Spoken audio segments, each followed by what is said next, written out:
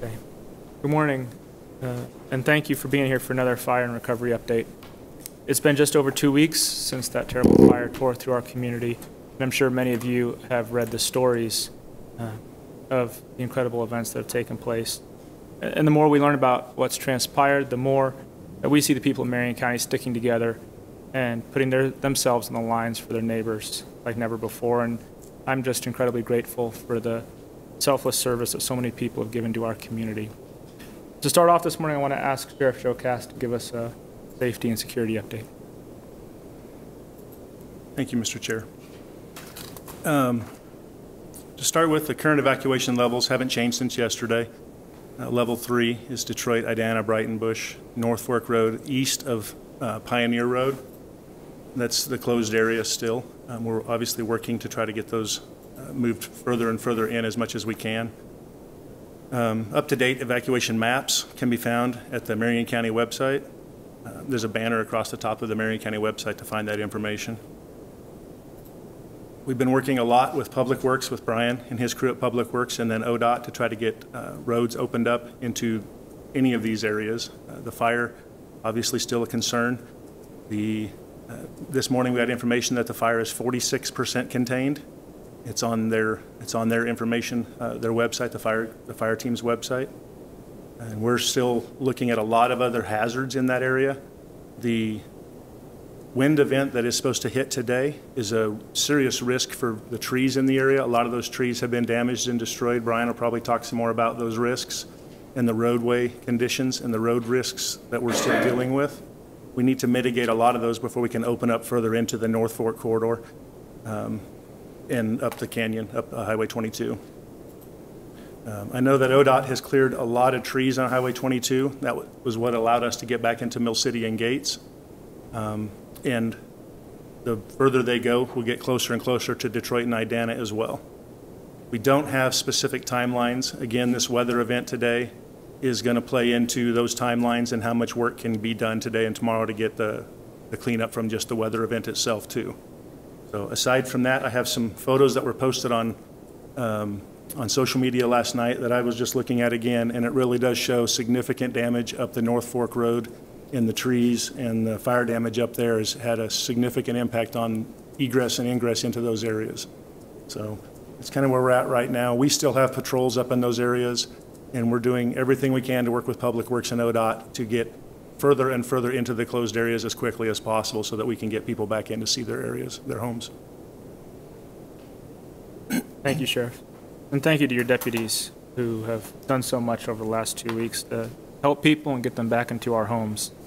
Probably grateful for your service. As of last Saturday, we still had 413 people staying in hotel rooms throughout the Willamette Valley. We expect this number to continue to decline as people are able to move back into their homes. Just before this meeting, I received a damage assessment from the Oregon State Fire Marshal's Office. Approximately 1,230 properties with structures were in the fire zone.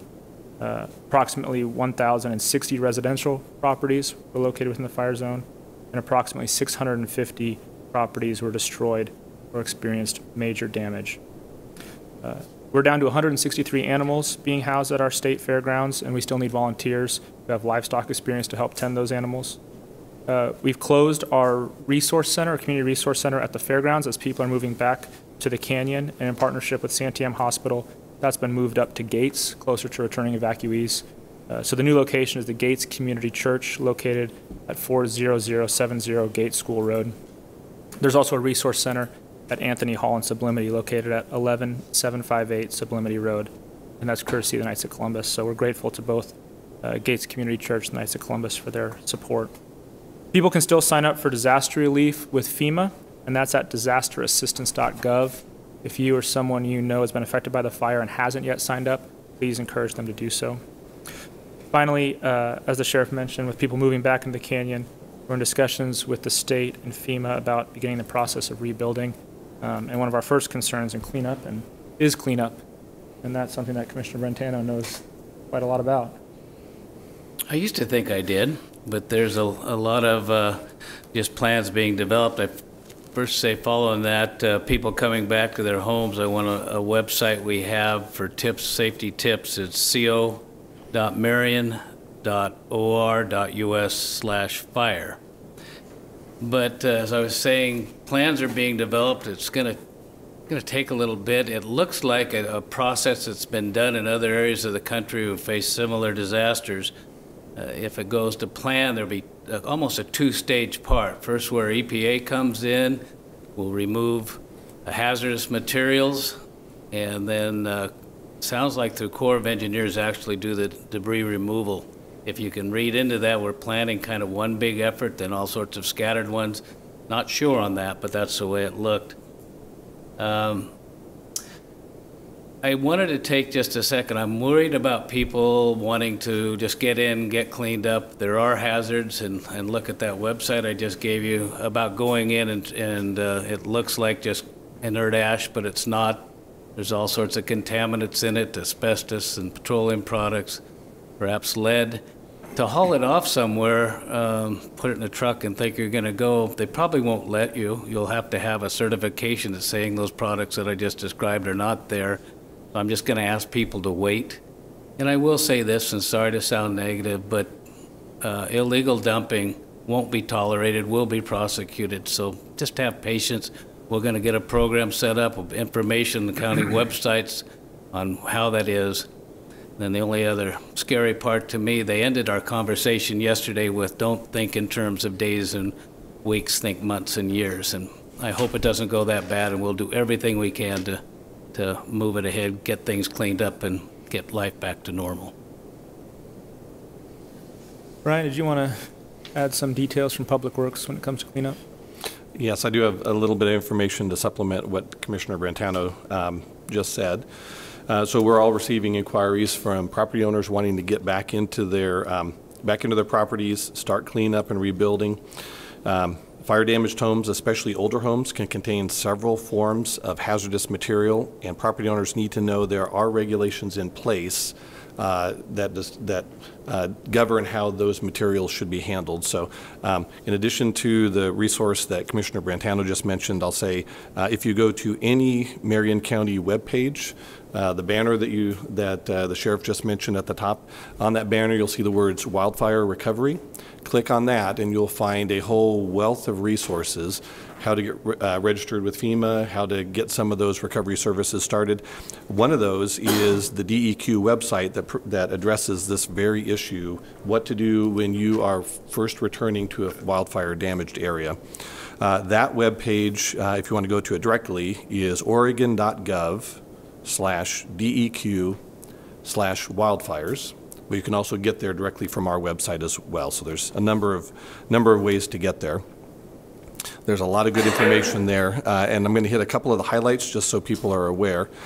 Counties, all the affected counties are working with the state to develop some sort of uniform process and rules for dealing with wildfire debris. So we're talking to the state about what types of DEQ regulations need to be adjusted temporarily, that sort of thing. All of that is in progress. Those conversations started last week. It's going to take a couple more days before we have real good solid answers. So we're asking people to have patience until that is all sorted out. First priority will be dealing with household hazardous waste, and the state is dealing with EPA to bring in those resources to help with that. So I expect to see guidance posted on that in the next couple of days. Traditional DEQ regulations are in place right now, so asbestos needs to be handled according to asbestos regulations. Those rules have not changed. So if you're a property owner and you're interested in getting in and cleaning up your site, you are definitely going to want to check out that DEQ webpage. It has very good guidance on things to watch out for and how you want to handle that if you're going to do it yourself. The state is, like I said, the state's pursuing help from FEMA and EPA to pay for the cost, or at least help with the cost of debris removal. And people need to know, homeowners need to know, that if they aren't following the rules correctly, it could put them in jeopardy, their eligibility to receive future FEMA benefits in jeopardy when it comes to the debris management. So another word of warning to take a look at that DEQ website and really make sure you understand what it says before you try to handle hazardous material management on your own. Another couple words about safety. So, you know, the mask that we've been wearing for COVID That's not going to protect individuals from inhaling asbestos fibers, right? Look at the DEQ website. I'm going to say that again and again. Look at the DEQ website, because there are safeguards and guidelines that need to be followed if somebody really is going to protect themselves from those kind of hazards. And it usually involves hiring a contractor that is licensed and trained in dealing with these kind of measures. And one consistent message that we keep hearing from state and federal agencies is because of those exposure threats, children should not be involved in these kind of cleanup measures. It's just, there could be long-term, lifelong health consequences from those kind of exposures. So one more thing I do want to put out there, Pacific Sanitation is the waste hauler that covers the majority of the canyon. And Carson Kinsey, the general manager of Pacific, asked that we put out his name and phone number for anybody that needs to contact their waste hauler to get some more guidance, because they are a really great resource to help you understand where things stand in terms of what they can do to help property owners under the circumstances. Again, Carson Kinsey, general manager of Pacific Sanitation. His phone number is 503-428-6163. Again, that's 503-428-6131. Did I say 6131? Did I miss-say that? You said two different numbers. So why don't you I did say two different numbers, didn't I? Yeah, let's clarify. Apologize about that. The correct number is 503-428-6131. I think I transcribed some numbers there, sorry. Thank you. Commissioner Cameron? Well, I first want to say that the constituents that continue to contact all of us here, my heart goes out to them. Like them, I want to get back to see what remains and what we can do to get back into our homes, especially people in Detroit and Idana who can't get there right now. I do want to give a couple updates that yesterday we did have a meeting with or I guess it was Monday, we had a meeting with our clerk, and he gave us information as to how people could get their ballots. So if you can go to his website or call the clerk's office, they can make sure they give you direction to how you get your ballots. If you have difficulty getting your ballot, same process for returning ballots through the mail and the drop sites, but the main issues there is how are these people that are displaced all over the state right now. We have people in Redmond, we have people in our shelter from Lane County, and my dad does Uber. He had to Uber somebody from the Red Cross to a hotel. That guy was from the McKenzie River, and he's up here in Salem. So people are spread out all over the place, and we want to make sure they have an opportunity to participate in the American Dream process, voting. Another update would be Detroit Lake, the boat removal. You're going to hear this gentleman's name over and over and over again. Probably make a statue in Detroit, put it at Mongold State Park for Garrett Olson, Deputy Garrett Olson. Incident Command charged him with the project of getting the boats out that were sitting there the day of the fire. So it had been 2 weeks ago, a little over 2 weeks ago, and he and volunteers and we had deputies. I had to participate in it on Sunday. Actually went up with a friend to help get a boat out, and it was an amazing process that these people put together. There was deputies from Lynn County, Clackamas County on boats. There's probably, I don't know, 6 or 7, 8 sheriff boats out in the water from all different places that came together. We had the Jeep patrol guys. The process was amazing from the standpoint of who you are getting in. They were very technical on who you were getting in, the ribbons they tied to your truck, the labels they put on your truck, and then on the way back in gates, they actually stopped everybody and recorded their names to make sure everybody returned safely and that there was no reason to go back and look for somebody. Amazing process. I was just in awe of how that, and it took 2 days and they got all the boats out. I just got a message from Army Corps here. They want to verify that. We just need to make sure that the docks are pulled back so they don't have those washing up on the dam in the springtime. I want to thank Army Corps for that, for backing off and saying they wouldn't lower the flow out. They did lower the flow from 1,500 to 1,200 cubic feet per second to buy us a few more days, and that was grateful. We met with them yesterday, or day before yesterday, and they are taking a tour, the Brigadier General, to look at some of the recovery, because they will get directions from FEMA if they're asked to do that. There's a lot of people that keep saying, hey, where can I give, where can I give? So there's a place where you can give cash donations. St. Am Hospital, the St. Am Canyon Wildfire Relief Fund is taking cash donations. Red Cross is taking cash donations, in United Way Relief. And all those websites, all those can be found on our particular website for links to be able to go and do that. So just the last thing, I just want to let the people that have suffered this great loss know that we're thinking of them and we're praying for them. And I just updated my wallpaper on my Facebook post to this morning, that a picture that Zach Stone, who's a photographer here in town, took from up above, up by Hall's Ridge. You can tell it's up there. And it's a beautiful picture of a tree and all these spring flowers looking down on the lake on a beautiful sunny day with Mount Jefferson in the background. And it's the beauty that we need to continue to look forward to as we restore that canyon and restore a city that was totally wiped off the map.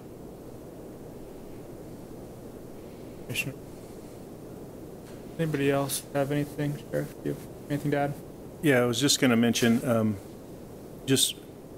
we're working with ODOT, with Public Works, with the fire teams, and we're trying to get everybody back in. We know the Elkhorn Valley residents want to see what's going on up the North Fork, as well as others up the North Fork, including the Dogwood area where there's a lot of residents, but Idana, Detroit.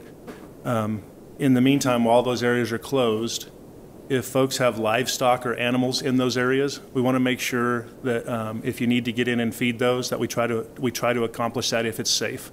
So we have a phone number you can call if you need to get into those areas. That number is 503-798-6823, and that's specific to if you have livestock or animals that need to be cared for inside the closed areas. And then we will see what we can do through the sheriff's office and with collaboration with all those other areas, all those other agencies, to see if we can get those animals cared for. We certainly don't want to have animals suffer anymore if we can prevent that. So again, that's 503-798-6823, and that's if you need to get livestock or animals inside those closed areas to get them cared for. Thank you. Okay, Jeremy. So before we begin taking questions from the folks that are here with us, we've got a couple questions that were submitted in advance, so we'll start with those. So the first question was from Cor Harlan. I've heard thousands of hazard trees will need to be removed from the fire area. Is that accurate? And what happens to the hazard logs? Are they sold as part of a timber sale? Ryan, could you take that? Sure. So the rules will be the same whether it's ODOT dealing with highway or county dealing with county roads. We will, well, any timber that's removed that's on private property remains the property of the property owner. So those logs will be decked and set aside so property owners can sell those or deal with those however they want to. I think ODOT will even carry those away if a property owner doesn't want to deal with it. We'll do something similar in the county right-of-way and properties along the county right-of-way. We've gotten a lot of inquiries over the last couple of days about wood salvage, and we do have a lot of non-marketable timber along North Fork Road and other roads. So we will probably, in the next week, put together a program that will allow folks to go out there and salvage non-marketable timber for firewood and that sort of thing. And can you confirm the number of trees? It's in the thousands. Yeah, and that was ODOT's estimate, and it was anywhere from 10,000 to 80,000 at the start of this. I'm not exactly sure how many remain. That was the Highway 22 corridor. That wasn't counting North Fork or any of these other areas, so Yep. I haven't heard any updates on the numbers. Yeah, I don't think we're quite up to 10,000, but we're somewhere just south of that number. Okay. Thank you, Brian. The next question that was submitted, also by Cor Harlan, was commissioners have talked for a long time the desire to put in a sewer system to replace septic in the canyon. Can federal disaster relief money help pay for a new sewer system? Commissioner Cameron, do you tackle that one? Sure. Yeah, I think this reporter called me yesterday, wanted to take a tour. I wish, right? The sewer system has been managed by our community, or the sewer district formulation has been managed by our community services, and that was stood up May of this year. So there's a sewer authority up there with the Detroit, Idana, Mill City, Gates. They've come up with their agreements. We had put forth some preliminary engineering that was supposed to be done, I believe, by 2021, July of 2021, and we are doing everything we can right now to expedite that engineering process. And yes, we can use dollars that come through the disaster. It has been done in the past. And if you think about what we need to do up there, we need to rebuild these towns in a sustainable way. I'm not, somebody said we were going to do this slowly, and I think the governor's emergency manager said we're going to do this slowly, deliberately, so it never happens again. That kind of upset me because the towns didn't burn down because of the way they were built. They burned down because of the way we manage our forest. But basically, to build these things back, energy efficiency, have sewer systems, potentially bury the power lines in the towns underneath the ground, that gives you protection. There's a lot of things that we can do, but it's going to cost money, and it's going to take time to do that. So the sewer system is only one piece of that. How do you rebuild these towns in a sustainable way, or protective way, I guess is the way I want to do it, and make them places like, if you think about the sewer system, went in Sisters, and look at Sisters today. And if you could do that in Gates and Mill City and Detroit, Idana, you could have some pretty healthy lives up there for a long time. I think the bottom line is we can't do it on our own. We need our state and federal partners to really step in, and I think this is the moment where they could really provide help to that community, which historically hasn't gotten the help that I think it deserves. So I think this is a real opportunity for us to come together. Thank you, Commissioners. So as we take questions from the media here in attendance, what I'd ask is give me an opportunity to repeat the question into the microphone so the folks listening from elsewhere can hear what the question was. Jeremy, would you pull that closer to you? Is that a little better? Yep. Okay. So, yes, sir. So I was wondering, just with all these federal and state agencies, what role does the county have specifically? Is there going to be a task force formed, or what is that? Okay. So the question is, with so many federal and state agencies involved, what does the county's role look like? And I believe you're talking with regards to recovery? Yeah, recovery. Okay. And can you identify? Yes, sir. Oh, yeah, Jake Thomas, Salem Reporter. So it's a question from Jake Thomas with the Salem Reporter. I think that's a complicated question. The county's involved in many different facets of the recovery, from the cleanup operation to salvage to rebuilding. I mean, it's very broad. So I think maybe the best thing to do is to kind of talk about what different folks have been working on with federal agencies. Commissioner Cameron, I think maybe you can talk a little bit about your work. Yeah, so, well, in fact, I just got a draft notice here that we're with Lynn County, we're going to request, Marion County is going to request the governor to do an executive order to give us final authority on land use decisions as we rebuild. That's a really critical issue. If we could have that, that would help speed up the process and not have a whole bunch of appeals going up. Because you've got properties up there that are, on built on a city border, and the other half of it's, outside the city. It's Wild West. So there's things that we're going to ask the state for, but also the state is the one that's asked FEMA to come in, and then FEMA directs Army Corps. So we're involved with the state from the standpoint of our emergency management operations are at the table. So we can't just go off and do our own thing, but as we move forward and we rebuild, and we have the decision-making authority that we have today, we need to probably broaden that a little bit to expedite and have people be able to rebuild.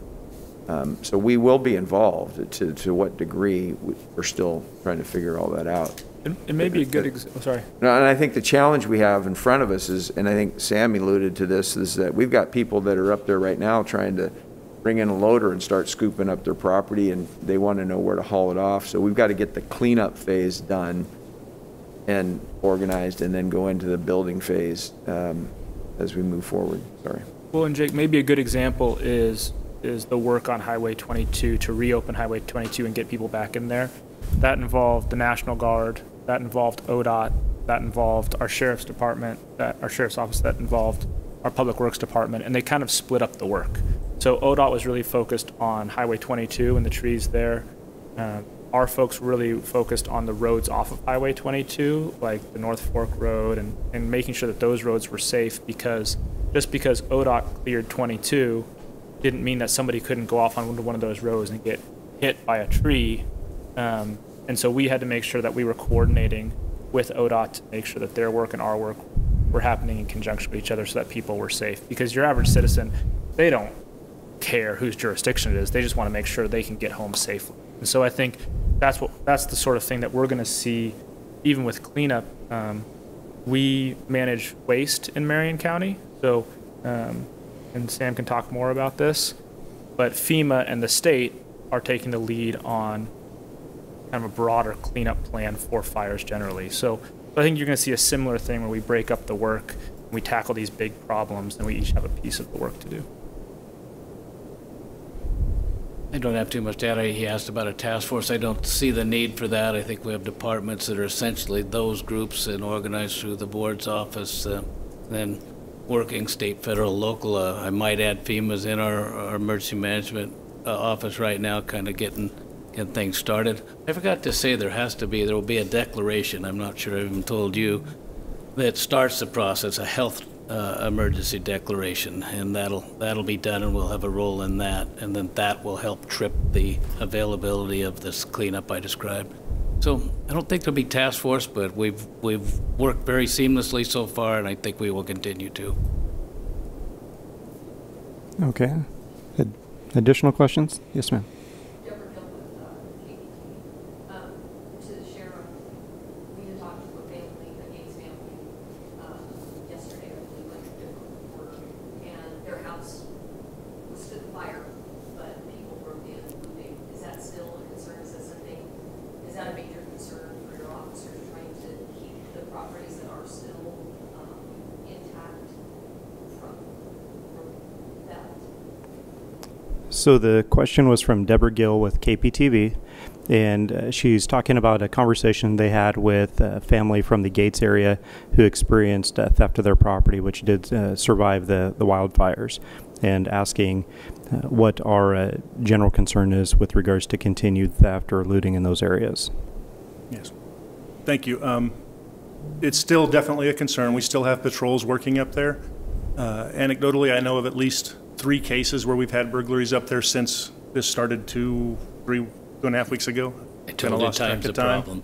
But we've, again, I know of at least 3 cases where we've had that, and we've had 2 arrests that based on the same, those same type of issues. So it's still a concern. We're still going to be up there patrolling, and that's going to continue for as long as we need to. We're going to have the enhanced patrols up there.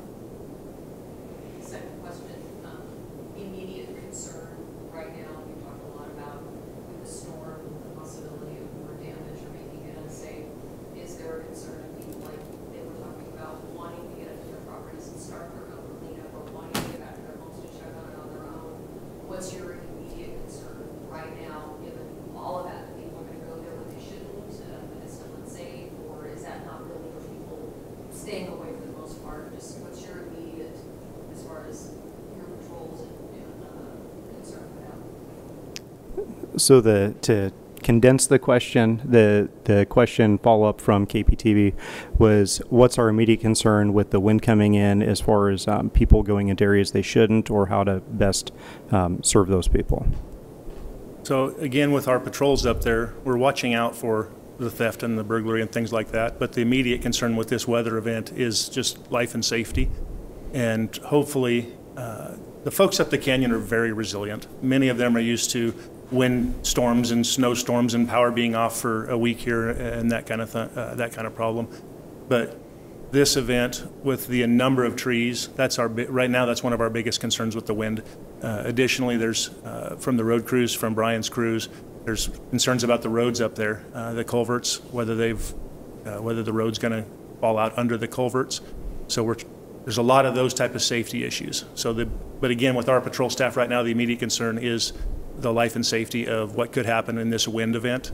And then we'll continue on from there with information from Public Works and ODOT and Fire and everybody else too.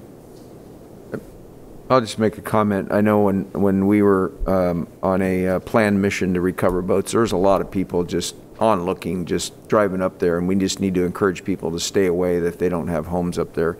That's a concern because it puts other people at risk. And we don't really have a plan. Yeah, go ahead, Sheriff. I'd just like to tag on to that. There's 700, I think, firefighters up there. I could be off on the number a little bit. And those roads that they're coming down to that are closed, the fact that they're closed, part of the reason is so that they don't get in harm's way of people driving around up there. And so that's part of the reason. But there's also, I don't even know how many tree fallers are up there. They've cut thousands of trees up there in just a few days, so I'm sure there's a lot of folks falling trees up there too. So part of the closure is to make it safe for everybody that is up there. But with the wind event, and the question that was thrown out was that the ongoing wind event, as long as that's there, these trees, there's some dangerous trees up there, and we've seen it. We've seen them fall on cars. We've seen them come really close to people in search and rescue operations as well. So want to be really careful with that. This is no official comment, but when I went up there and talked about it last week, there's really one way into Detroit, and Idana Highway 22, and a large portion of that with a high rock wall that to me isn't stable. There's fencing on it that was damaged. We saw rocks in the roadway then, and certainly with a heavy rain that we're going to have, there could be some more instability. So it just makes this next couple of days a little bit more nerve-wracking. I have some pictures of North Fork Road that I've been looking at again that was put on social media that show, this is just one of the photos. I don't know if you can see those from where you're sitting, but you're welcome to look at these when we're done as well, that shows significant damage just on the North Fork Road. And this is just one road of many, many roads that Brian's crews are trying to get us back into. And some of these impact our ability to get in and out as well, just from the emergency services side. So just, again, when we're done, if you want to see some of these photos that are sitting right here for us. Any additional questions? Okay. Melanie Zermer, KUC Community Radio. It was, brought up that, of course, we need help from federal and state partners. I've heard that there might be a special session coming up. Is there, at this point, any kind of funding package that Marion County is going to be going to the state legislature with to address this issue? So the question was from Melanie Zermer with KMUZ, asking about any intent for a special session to request a funding package related to the wildfires. Mr. Cameron. So we had a joint meeting with Linn County last week. There's a couple of concepts. So the governor is going to call a special session after the election. And there's a couple joint concepts that we have. It wasn't for funding. Obviously, everybody's going to have their hands out and need money here. I think that there will be a statewide package that they'll come up with. But we all know that because of COVID, the state's upside down financially. We've already done the analysis of how this potentially is going to impact not only us, but you think of school districts and all the other fire districts that we collect. When you pay your Marion County tax bill, a small portion of that's ours. But so we're doing that and trying to figure out what we need to do quickly to adjust our budget. But the two concepts, the one are more legislative concepts that we need little fixes for to help us rebuild and to do things differently as we move forward. That's what we're going to ask for. I think Senator Girard has one of those that he's going to file. Property tax relief.